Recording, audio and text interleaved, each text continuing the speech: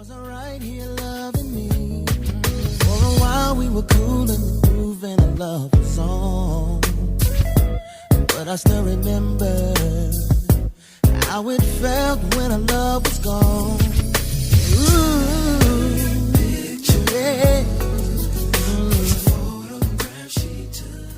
Something on my mind, I need to get it through to you.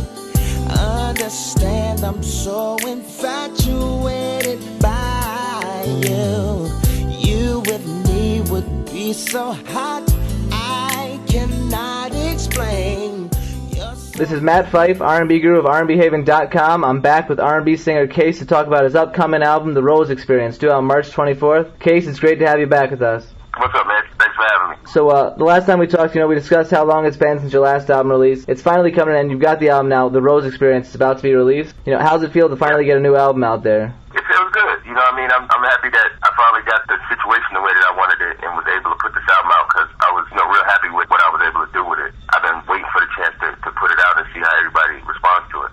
Now, the album's had a number of release dates circulate, and people keep saying it's coming out in January, February, and now it's finally coming out March 24th. Could you tell us a little about what caused these delays? Well, actually, some of those weren't actually dates. We were trying to put it out in the fall of 08, and then I wasn't ready. I had a couple more songs that I wanted to do. I hadn't gotten the single where I wanted it to be, so we wanted to wait a minute. We had another date in February that we had to move because there was one more song that I wanted to do. I just wanted to make sure everything was lined up the way that I wanted it to.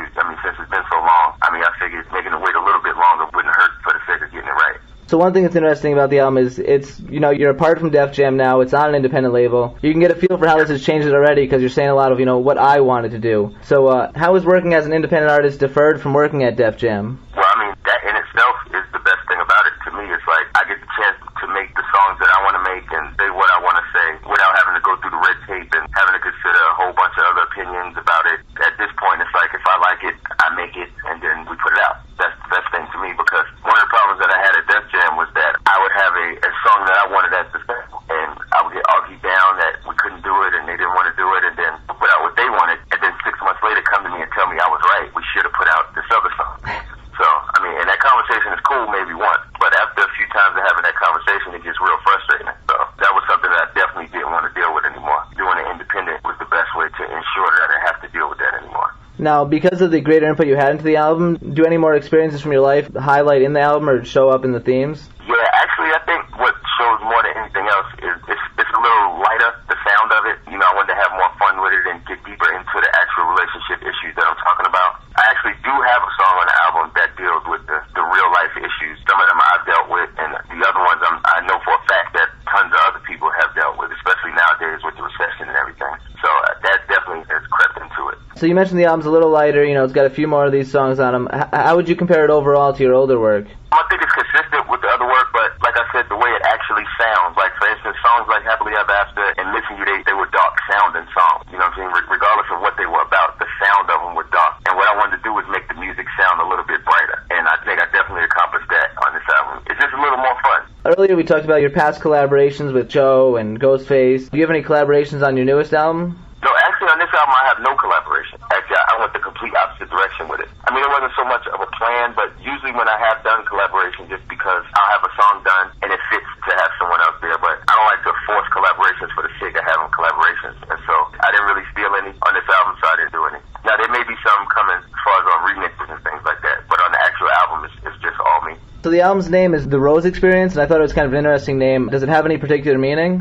Yeah, actually, my alter ego is the Black Axl Rose. It's Black Axl Rose. So a lot of these experiences that I'm singing about are Black Axl Rose experiences. Black Axl Rose is a little bit more fun than me, a little wilder. It's like a wilder side, a different side of me. And that's what I wanted to show on this album, which is why I wanted it to sound brighter and a little bit more playful in some spots. So how'd you come up with the alter ego Black Axl Rose? Well, actually, where it came from is that I would be out at different events and functions and things, and everybody would be like, you don't act like a R&B singer, you should be a rock star. Like, you act like a crazy-ass rock star. And it kind of just went from there. Everybody was like, I should have been in Guns N' Roses and stuff like that. So I just came up with Black Axl Rose. I'm the Black Axl Rose. Only thing I show up for concerts. Yeah. So now, you mentioned earlier you're touring for the album. Is it a nationwide tour, or is it kind of limited, or what's your plan for it? Nah, it's nationwide. I've been going for about the past month or so. I've been all over. I'm going to California for about a week. But